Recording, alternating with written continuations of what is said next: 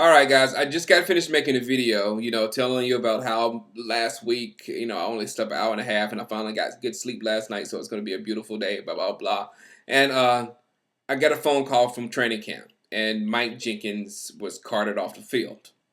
They said it looked horrible. He was he almost collapsed or whatever. So we finally got word from Jerry Jones that it's going to be they think it's going to be a high ankle sprain, which is better because the buzz was Achilles, Achilles, Achilles, Achilles, and Achilles on the corner is no, you don't come back from that. Uh, but high ankle sprain, I wanted to go because we had Achilles in our head, but still, a high ankle sprain is bad. One, not only does it take you out of the action as a cornerback, you need to be in top physical shape at all time, but it takes you away from that. Number two, a high ankle sprain is hard to get over and hard to get back, pushing off of and things of that sort. So, yeah, not a good day so far. So, also in that other video, I just updated you on what happened this week. I went on DC Fanatic Radio again, a show every day, a show every night, 10 o'clock Eastern, and I talked to Tim MacMahon. I got to ask him a couple of questions about what was going on in training camp, and one question I asked was why such a huge buzz around Roy Williams? Why are we expecting Roy to make up for T.O.? Why does he have to, do these interviews saying, he's going to do this and he's going to do that, when in actuality he's only had 800 yards, 6 touchdowns. That's his average throughout his whole career.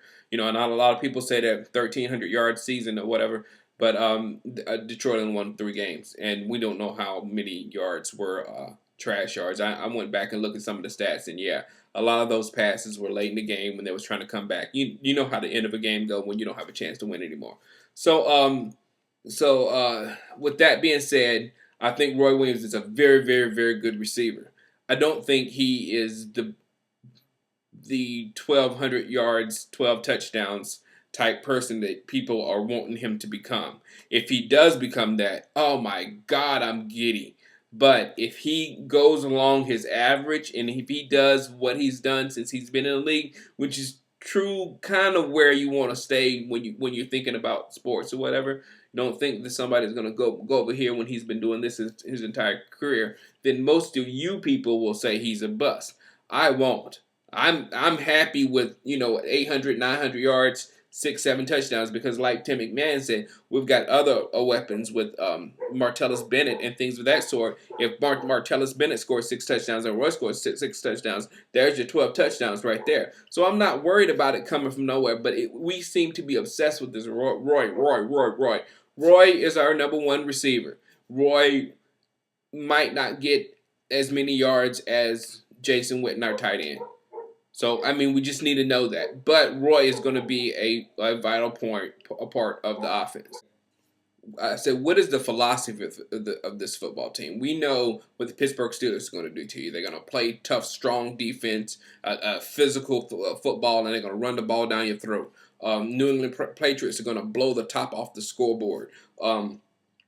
The New York Giants are going to play good in the trenches, going to play tough football, and they're going to run down your throat. Philadelphia Eagles going to blitz from all different angles, come at you, and they're going to have short passes coming at their receivers and letting them run all over your defense.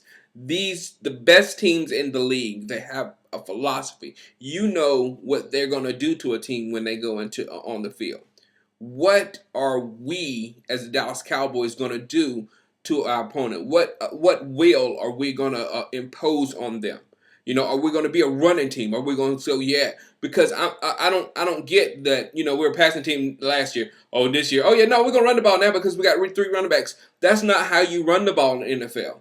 You run the ball in the NFL by instilling a running philosophy, getting players that complement the run, and then having a coaching staff and a offense coordinator that schemes for the run. And then the play calls have to be run too. So a lot of things have to come to be a running offense. You can't just, oh no, this year we're going to run.